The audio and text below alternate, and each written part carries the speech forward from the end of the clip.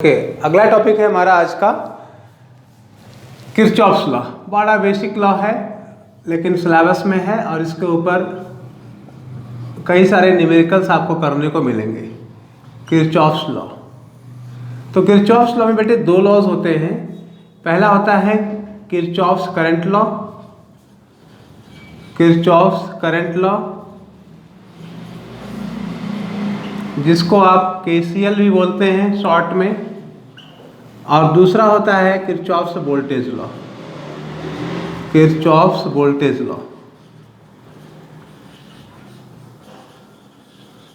Kirchhoff's current law दूसरा होता है किरचॉफ्स वोल्टेज लॉ जिसको आप केवीएल भी बोलते हैं, ठीक है ना। अब हम देखते हैं केसीएल क्या होता है। केसीएल ये होता है किरचॉफ्स करंट लॉ के अंदर ये बोला गया कि अगर मैं एक नोड लेता हूँ तो इस नोड पे जितनी भी आने वाली करंट हैं या जाने वाली करंट है, नोड पे जो भी आने वाली करंट है या जो जाने वाली करंट है, अगर मैं इसे I1 बोलता हूँ, इसे I2 बोलता हूँ, इसे I3 बोलता हूँ, इसे I4 बोलता हूँ, इसे I5 बोलता हूँ, और भी हो सकती हैं। तो केसीएल ये बोलता है कि इनका जो अलजेब्रिक सम होगा, अलजेब्रिक सम मीन्स I1 आने वाली है तो इसे प्लस में ले लीजिए। एक साइन कन्वेंशन आपको डिसाइड करना होगा। आने वाली को आपने अगर प्लस ले लिया तो जाने वाली को आपको माइनस लेना पड़ेगा। I1 माइनस I2, इस नोड से जाने वाली करंट है I2, इस नोड से जाने वाली करंट है I3, इस नोड से जाने वाली करंट है क्या I4, इस नोड पे आने वाली करंट क्या है I5। इनका जो अलजेब्रिक सम होगा वो क्या होगा, 0 होगा। यही केसीएल किरचॉफ्स करंट लॉ के अंदर बताया गया कि अलजेब्रिक सम ऑफ, अगर मैं इसका स्टेटमेंट लिखूं तो algebraic sum of all the currents at a node और junction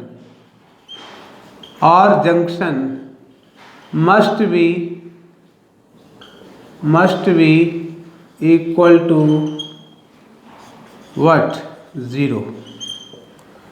This is the statement of KCL. Algebraic sum of all the currents at a node or junction must be equal to 0. Are you getting my point? एक किसी node पे जितनी भी आने वाली current है वो किसके बराबर होंगी, जाने वाली करंट के। तो आप ऐसे भी बोल सकते हैं इनकमिंग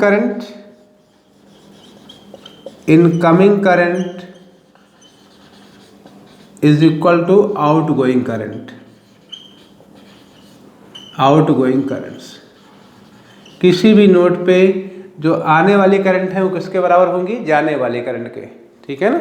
तो ये जो है आपको ध्यान रखना है कि जितनी भी आने वाली करंट होंगी और जो जाने वाली करंट होंगी उनका जो सम होगा, ठीक है ना, इसको सम बोल सकते हैं, सम ऑफ इनकमिंग करंट्स। इसी तरीके से सम ऑफ आउटगोइंग करंट्स, सॉरी, तो सम ऑफ इनकमिंग करंट और सम ऑफ आउटगोइंग करंट्स एक क्या होने चाहिए, 0 होने चाहिए। क्लियर। इसे किसने कहा, किरचॉफ्स ने कहा। किसने कहा, किरचॉफ्स करंट लॉ में बोला। तो यहाँ तक आपको बात क्लियर हो जाएगी। अच्छा, अब बात आती है किसकी, केवीएल की। मैं इसे हटा रहा हूँ, अब बात कर लेते हैं किसकी, केवीएल की। तो केवीएल क्या है, केवीएल भी देख लेते हैं। केवीएल क्या है बेटा, केवीएल है आपके पास किरचॉफ्स वोल्टेज लॉ। इसमें क्या कहा गया, इसमें क्या बात बोली गई, इसमें बात बोली गई कि मान लीजिए कि आपके पास एक सर्किट है, मान लीजिए आपके पास एक सर्किट है, ऐसे एक सर्किट आपके सामने बना हुआ आपको दिख रहा है बोर्ड पे। ये वोल्टेज बैटरी लगी हुई है, ये R1 है और लेट दिस इज R2।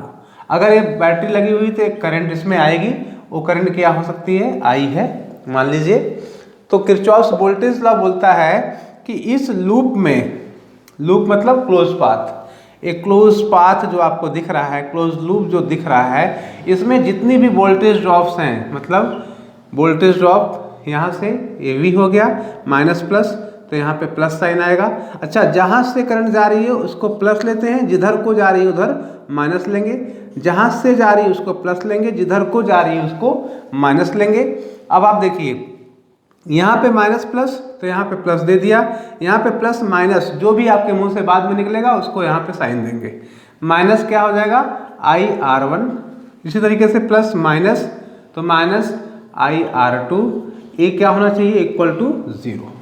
तो इसका मतलब V इज इक्वल टू क्या हो गया, I into R1 plus R2। इसका मतलब I क्या हो गया, V upon R1 plus R2।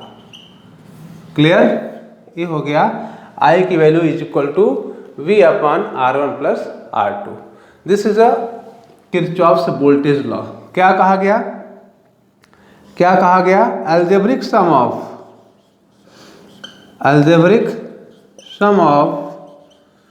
all the voltage drops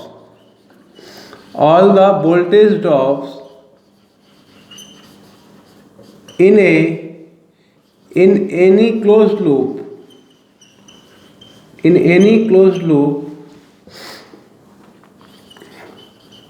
should be equal to what, 0। ये हो गया बेटा किरचॉफ्स वोल्टेज लॉ।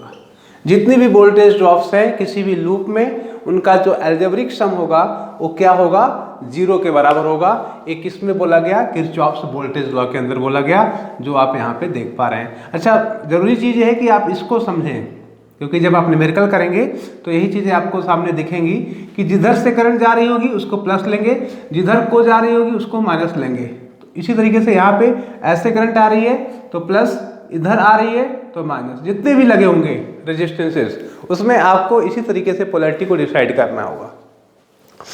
पोलैरिटी को आप ऐसे ही डिसाइड करेंगे जैसा कि आप यहाँ पे देख रहे हैं। ओके, अब इसके ऊपर न्यूमेरिकल्स आपको करने को मिलेंगे। मैं इसे हटा रहा हूँ। इसके ऊपर न्यूमेरिकल्स आपको करने को मिलेंगे जो आपके सिलेबस में मेंशन है बाकायदे, नोडल एनालिसिस और लूप एनालिसिस के नाम पे। किस नाम पे, नोड एनालिसिस और लूप एनालिसिस। जैसे कि केसीएल का जो एप्लीकेशन है उसे बोलते हैं नोडल एनालिसिस या नोड एनालिसिस। क्या बोलते हैं, node analysis, NODE, node analysis. किसका एप्लीकेशन है, केसीएल का, किरचॉफ्स करंट लॉ का एप्लीकेशन है नोड एनालिसिस। क्या होता है इसमें सर, इसमें क्या होता है सर, तो इसमें बेटे मान लीजिए कि आपके पास एक सर्किट है। मैं एक जनरल सा डायग्राम ले रहा हूँ सामने आपके। एक सर्किट है, मान लीजिए ऐसा, मान लीजिए आपके पास एक सर्किट है इस तरीके का।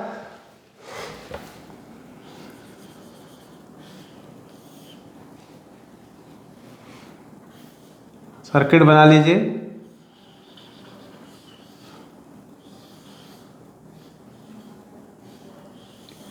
ये है मान लीजिए आपके पास सर्किट। क्लियर, ऐसा एक सर्किट आपके सामने है जो हमने आपके सामने बना के दिया हुआ है। अब आपसे कहा गया कि मान लीजिए भाई ये V है, ये क्या है, R1 है, this is R2, this is R3, this is R4, this is R5 and this is I। Current source लगा हुआ है I का। तो नोड एनालिसिस से कहता है कि जब भी आपके सामने नोड एनालिसिस का कोई न्यूमेरिकल आएगा, कोई भी क्वेश्चन आपको नोड एनालिसिस के ऊपर मिलेगा, तो सबसे पहले आपको क्या करना है बेटे, उस न्यूमेरिकल के सामने आते ही पहले आपको नोड पहचानना है। नोड मतलब जहाँ पे दो ब्रांचेस, 2 या मोर देन 2 ब्रांचेस मीट करें वो नोड होता है। जहाँ पे 2 या 2 से अधिक ब्रांचेस मीट करती हैं उसे नोड बोलते हैं। तो यहाँ पे आप देख रहे हैं 1 2 3 ब्रांचेस मीट कर रही हैं तो ये नोड होगा। उसी तरीके से ये नोड होगा। क्लियर, तो ये 2 नोड आपने डिसाइड कर लिए। तो पहले तो आपको जैसे ही न्यूमेरिकल सामने आया आपको नोड डिसाइड करना है। अच्छा, दूसरा काम क्या करना है कि आपको इसका एक रेफरेंस नोड मान लेना है। इसे बोलते हैं रेफरेंस नोड, रेफरेंस नोड। और इसको एक नाम और देते हैं, उसको डेटम नोड बोलते हैं। रेफरेंस नोड और डेटम नोड। क्लियर, इसको रेफरेंस नोड भी बोलते हैं और डेटम नोड भी बोलते हैं। अब क्या करेंगे, ये आपने नोड डिसाइड कर लिया, रेफरेंस नोड ले लिया। अब नोड डिसाइड करने के बाद इनको वोल्टेज अपनी तरफ से असाइन कर देंगे। जो नोड आपने बनाए हुए हैं, जिन नोड को आपने यहाँ पे आइडेंटिफाई किया हुआ है, उन नोड को अपनी तरफ से वोल्टेज असाइन कर देंगे। मान लीजिए आपने कर दिया V1 और V2। अब आपको क्या करना है भैया, पहले नोड को लीजिए, पहला नोड लीजिए और इसको, इस नोड की वोल्टेज को बड़ा मानते हुए, ध्यान से सुनिएगा, जिस नोड पे आप काम करने के लिए जा रहे हैं उस नोड की वोल्टेज को आप बड़ा कंसीडर करते हुए, बड़ा मानते हुए सभी, चूंकि बड़ा तो देता ही है सबको, तो इसमें सभी ब्रांचेज में करंट आप दे दीजिए, जो इससे कनेक्टेड ब्रांचेज हैं सब में करंट दे दीजिए। क्लियर। इसी तरीके से जब यहाँ पे काम करेंगे तो यहाँ पे इस वोल्टेज को बड़ा मानते हुए सभी कनेक्टेड ब्रांचेज में करंट को सप्लाई कर देंगे। ठीक है ना। अच्छा, यहाँ पे क्या है देखिए, अगर किसी ब्रांच में करंट दी हुई है, किसी ब्रांच में ऑलरेडी करंट दी हुई है न्यूमेरिकल के अंदर, तो उस ब्रांच में करंट को आप जो दिया गया है वैसा ही ले, जो करंट का डायरेक्शन दिया हुआ है उसी डायरेक्शन में ही करंट आप लीजिए। जिस अगर ब्रांच में, अगर आपको न्यूमेरिकल में ऑलरेडी करंट की डायरेक्शन दे रखी है, तो अभी न्यूमेरिकल करेंगे तो ज़्यादा क्लियर होगा। अब इसको क्या करना है, eight node 1 apply KCL, eight node 1 क्या, अप्लाइंग KCL। क्या होगा भाई, यहाँ पे KCL क्या कहता है कि टोटल सम करंट का क्या होता है, अलजेब्रिक सम 0 होता है।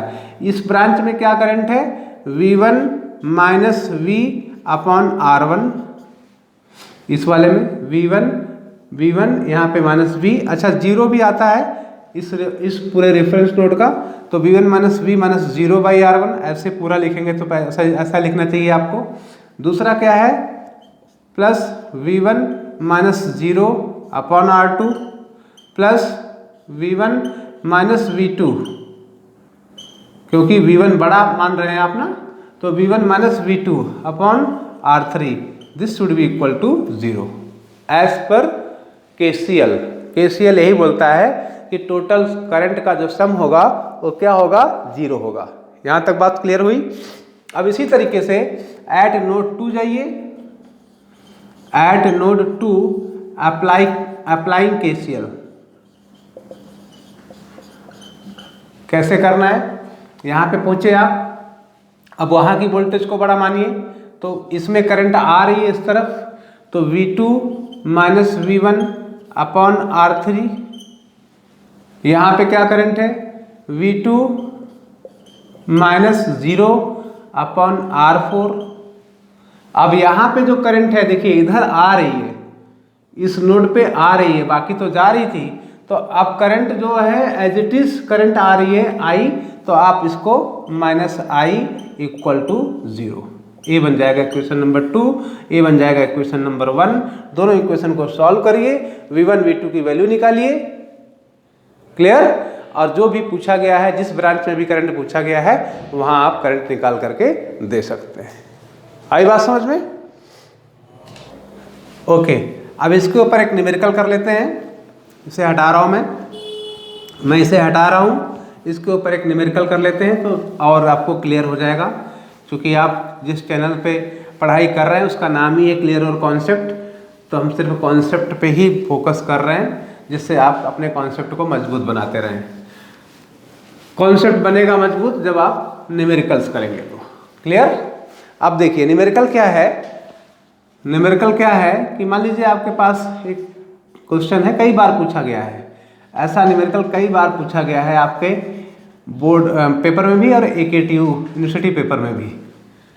ठीक है, ये देखिए, ये न्यूमेरिकल है आपके सामने ऐसा, ये 24 वोल्ट की बैटरी लगी हुई है, ये 6 ओम का रेजिस्टेंस है, ये 5 ओम का रेजिस्टेंस है, ये 2 ओम का रेजिस्टेंस है, ये 4 एम्पीयर की करंट है। क्लियर। ये न्यूमेरिकल आपके सामने है। आपसे कहा जा रहा है कि भैया आपसे कहा जा रहा है कि भैया इस 5 ओम रेजिस्टेंस के क्रॉस करंट की वैल्यू बताइए। ऐसे इस 5 ओम रेजिस्टेंस के क्रॉस करंट की वैल्यू बताइए यूजिंग नोड एनालिसिस। लिखा रहेगा ये आपके न्यूमेरिकल के अंदर लिखा रहेगा, ये मेंशन रहेगा बकायदे, यूजिंग नोड एनालिसिस।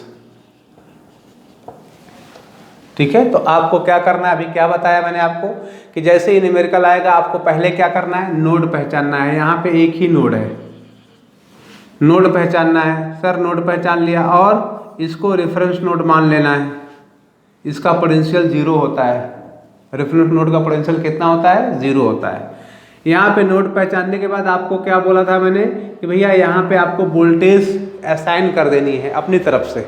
अपनी तरफ से एक वोल्टेज असाइन कर देनी है और इस नोड पे क्या लगा देना है, KCL। कैसे, KCL लगाने के पहले इस नोड जो आपने असाइन किया इसको वोल्टेज, तो यहाँ से सभी ब्रांचेज में करंट को आप सप्लाई कर दो। यहाँ पे करंट यही डायरेक्शन में है तो आप एज इट इज इसको ले लेंगे। क्लियर? तो आप क्या कहिए यहाँ पे, अप्लाइंग KCL एट नोड। एक ही नोड है तो 1 लिखने की जरूरत है नहीं, तो अप्लाइंग KCL एट नोड क्या होगा भाई, V -24, ये वाली वोल्टेज आप बड़ा मान रहे हैं तो V -24/6 इस ब्रांच में करंट होगी। यहाँ पे क्या करंट है, V -0/5 और इस वाले ब्रांच में क्या करंट है, एज इट इज आप ले लेंगे +4 = 0, क्योंकि ये करंट ही तो है, दिस इज करंट और यहाँ पे ऑलरेडी 4 एम्पियर दे रखा है तो आपको एज इट इज लेना पड़ेगा। ठीक है ना? और आप वहाँ पे 2 को या ऐसी चीज़ों को मत देखिए। यहाँ पे करंट 4 एम्पियर इस ब्रांच में दे रखी है तो 4 को एज इट इज आप ले लेंगे। ठीक है, इसी को सॉल्व कर लीजिए तो क्या हो गया, ये V -24 और यहाँ पे देखिए 6 और 5 का एलसीएम ले लीजिए, कितना आ गया बेटे, 30। तो 6 5 जा 30 तो 5V -24 5 जा 120 है ना, 24 5 4 जा 20, 5 2 जा 10 और 2 12, बिल्कुल ठीक है। यहाँ पे क्या हुआ, 5 6 जा 30 तो 6V। क्लियर? और यहाँ पे क्या हुआ बेटे, यहाँ पे हुआ आपके पास इसका 1 डिनोमिनेटर है तो ये क्या हो गया, 34 जा 120। क्लियर? = 0। यही बनेगा। कैलकुलेशन चेक करते रहिएगा। अब यहाँ से देखिए क्या कर सकते हैं, अच्छा 5V और 6V कितना हो गया, 11V। 120 और -120 से दोनों चीज़ें कैंसिल, ये 30 इधर गया मल्टीप्लाई होकर के 0 की तरफ तो क्या बना दिया, 0। इसका मतलब V की वैल्यू क्या आ गई, 0। लो भैया V की वैल्यू आ गई 0 वोल्ट, V की वैल्यू आ गई 0 वोल्ट। तो इसका मतलब जो करंट फ्लो करेगी किसमें, करंट इन 5 ओम रेजिस्टेंस, यही पूछा गया है आपसे, वो क्या फ्लो करेगी, V -0/5। तो V कितना है, V है आपके पास 0, V आपके पास कितना आ गया, 0। तो V जब 0 आ गया तो V -0/5 = 0 एम्पियर। तो इस ब्रांच में कितनी करंट जा रही है, 0 एम्पियर। अगर आपसे पूछा जाता इस ब्रांच में कितनी करंट है, इस वाले ब्रांच में, तो आप कहते हैं सर इस ब्रांच में कितनी करंट है, इसको कैसे निकालें, तो I क्रॉस 6 ओम, ये कितना है बेटा, V -24। देखिए आप V -24/6 तो V कितना है, 0 -24/6 कितना आ गया, -4 एम्पियर। अब आप देख सकते हैं यहाँ पे करंट जो है इधर -4 एम्पियर है, इस साइड में -4 एम्पियर है। इसका मतलब डायरेक्शन माइनस और प्लस क्या बताता है, डायरेक्शन। तो देखिए 4 इधर है, इधर 4 आ रही है, इसका मतलब आने वाली करंट भी 4 ही है। आने वाली करंट इज इक्वल टू जाने वाली current, incoming current is equal to outgoing current. तो इसका मतलब ये 4 एम्पियर इधर आ रही है, जा नहीं रही है, आ रही है, आ रही है, और ये करंट क्या आ रही है, इस नोड से जा रही है। तो 4 इज इक्वल टू 4, इसका मतलब मेरा आंसर बिल्कुल ठीक है, KCL सेटिस्फाई हो रहा है। ओके, तो ये पहला क्वेश्चन था जो आप इजीली कर सकते हैं। ओके।